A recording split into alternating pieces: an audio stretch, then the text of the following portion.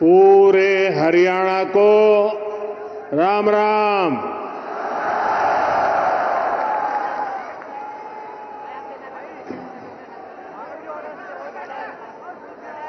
मैं जब भी रेवाड़ी आता हूं तो कितनी ही पुरानी यादें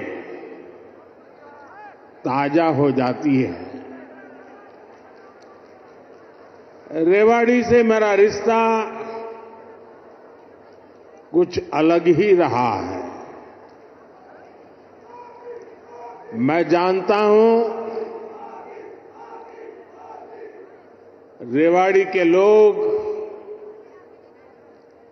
मोदी को बहुत ज्यादा प्यार करते हैं।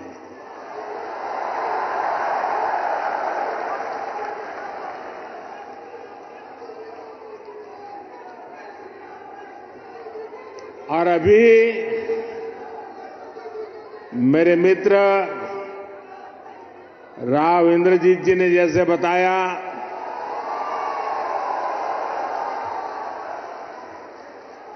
मुख्यमंत्री मनोहर लाल जी ने जैसे बताया कि मैं 2013 में जब भारतीय जनता पार्टी ने मुझे पीएम के उम्मीदवार के रूप में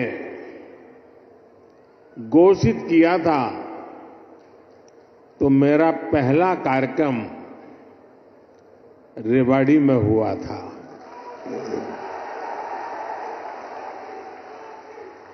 और उस समय रेवाड़ी ने 272 पार का आशीर्वाद दिया था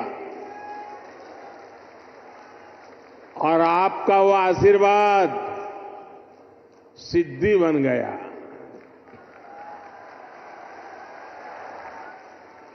अब लोग कह रहे हैं कि मैं फिर एक बार रेवाड़ी आया हूं तो आपका आशीर्वाद है, अब की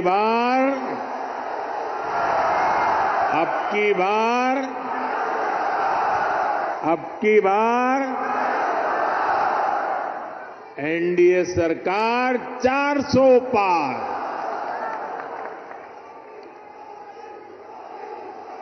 साथियों,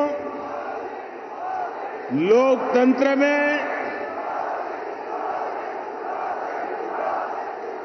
सीटों का महत्व तो है ही, लेकिन मेरे लिए उसके साथ साथ जनता जनार्दन का आशीर्वाद ये मेरे लिए बहुत बड़ी पूंजी है।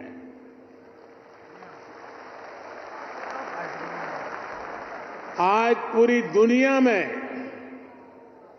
भारत नई ऊंचाई पर पहुंचा है तो ये आप सबके आशीर्वाद के कारण है।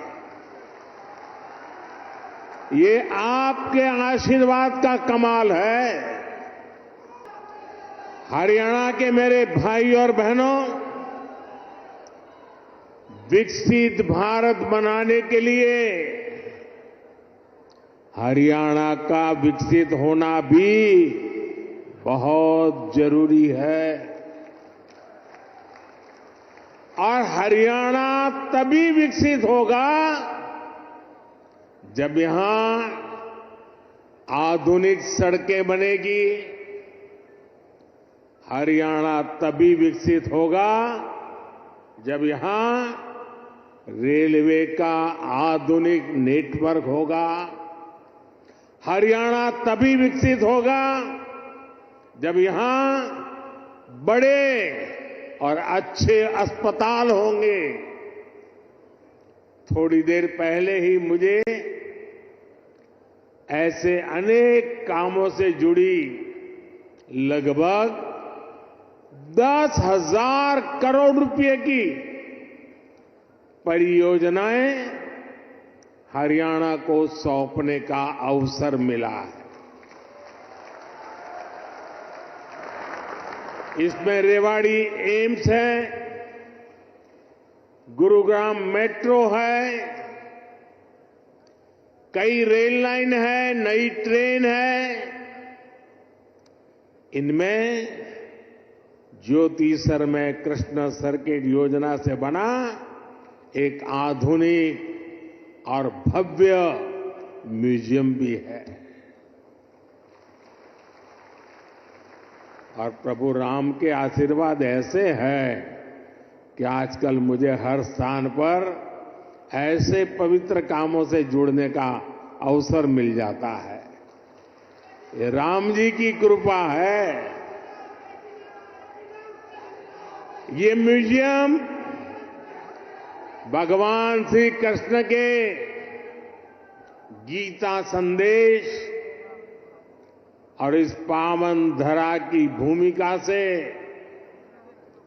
दुनिया को परिचित कराएगा। मैं रेवाड़ी सहित पूरे हरियाणा के लोगों को इन सुविधाओं के लिए बहुत बहुत बधाई देता हूं। आजकल देश और दुनिया में मोदी की गारंटी की बहुत चर्चा है।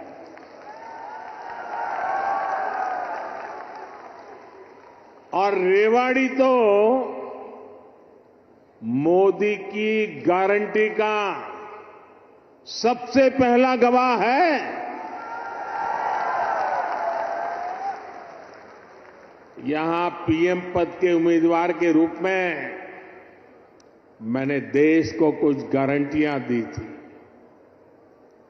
देश की इच्छा थी कि दुनिया में भारत की साख बढ़े। ये हमने करके दिखाया। साथियों, यही रेवाड़ी में मैंने पूर्व सैनिकों को वन रैंक वन पेंशन लागू करने की गारंटी दी थी।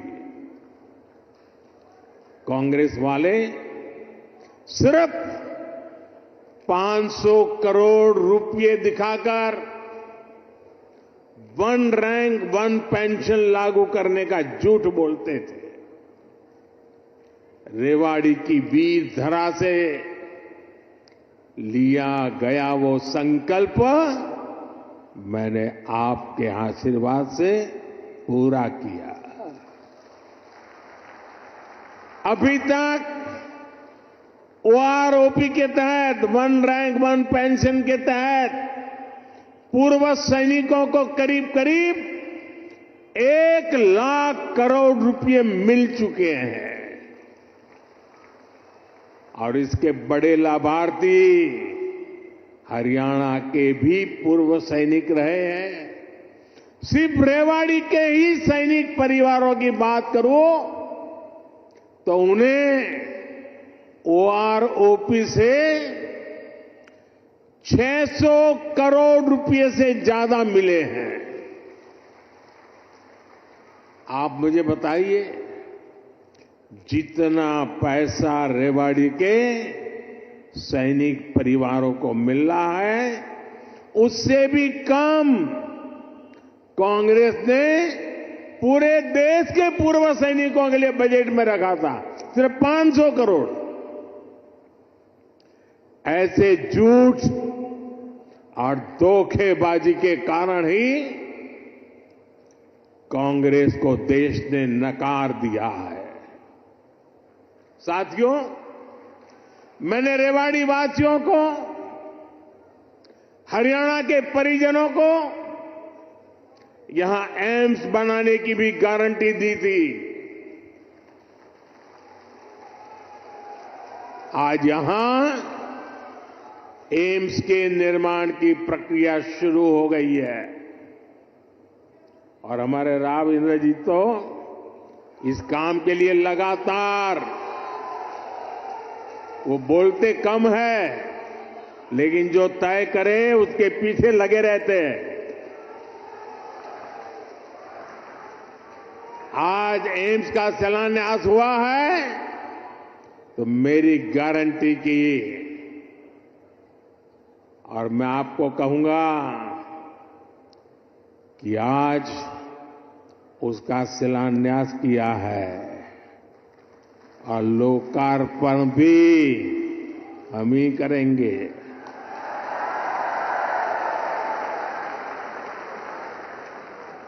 और इससे आपको बेहतर इलाज भी मिलेगा, युवाओं को डॉक्टर बनने का अवसर भी मिलेगा और रोजगार, स्वरोजगार के भी अनेक अवसर बनेंगे। रेवाड़ी में देश का 22वां एम्स बन रहा है। पिछले 10 वर्षों में 15 नए एम्स स्वीकृत किए जा चुके हैं। आजादी के बाद से लेकर 2014 तक देश में करीब 380 मेडिकल कॉलेज बने थे। बीते 10 वर्षों में 300 से अधिक नए मेडिकल कॉलेज बने हैं। हरियाणा में भी हर जिले में कम से कम एक मेडिकल कॉलेज बनाने का काम तेजी से चल रहा है। जैसे बहुत प्रकार के सांस्कृतिक महत्व की बातें हम आज देख रहे हैं, अपने देश की जनता उस ओर कैसे आगे बढ़ रही है। 22 जनवरी का वो दिन, जिस दिन अयोध्या में भगवान श्री रामचंद्र जी के प्राण प्रतिष्ठा कर मंदिर में, और वो एक ऐतिहासिक दिन बना है।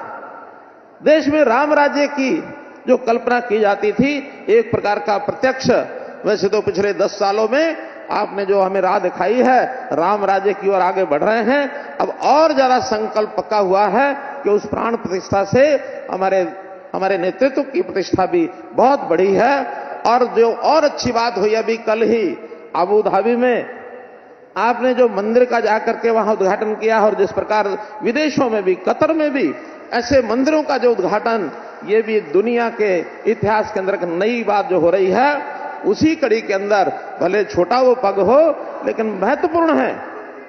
कुरुक्षेत्र में भगवान कृष्ण की धरती, महाभारत के काल को हम याद रखते हैं, उनके इतिहास में पढ़ते हैं, लेकिन उसका प्रत्यक्ष कोई ऐसा केंद्र जिसका अनुभव आज किया जा सकता है, तो लगभग 250 करोड़ से लेकर यानी इससे भी ज्यादा राशि का एक अनुभव केंद्र वो बनाया गया है। उसका भी आज उद्घाटन आप करेंगे तो हमारी सांस्कृतिक धरोहर देश की है, वो निश्चित रूप से इसमें 4 चांद लगेंगे। तो मैं तो यही कहूंगा कि देश की इस प्रगति में हरियाणा का अपना योगदान है।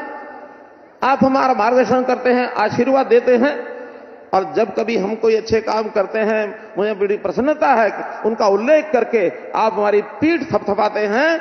और इस कारण से हरियाणा भी आपके बताए मार्गदर्शन में दिन दुगनी रात चौगनी आगे बढ़त लगाने में, उसकी प्रगति करने में लगा है। और विश्वास दिलाता हूं, जो आपकी हरियाणा से अपेक्षाएं हैं उसको हम पूरा करेंगे। अपना देश दुनिया में एक विशेष स्थान प्राप्त करे, 5वीं शक्ति से हम तीसरी शक्ति, आर्थिक शक्ति दुनिया में बन जाएं। दुनिया के अंदर भारतवर्ष को विश्व गुरु कैसे कहलाया जाए, इसमें जो भूमिका है, मैं विश्वास दिलाता हूं कि आप हरियाणा से जो अपेक्षा करते हैं उसको पूरा करेंगे।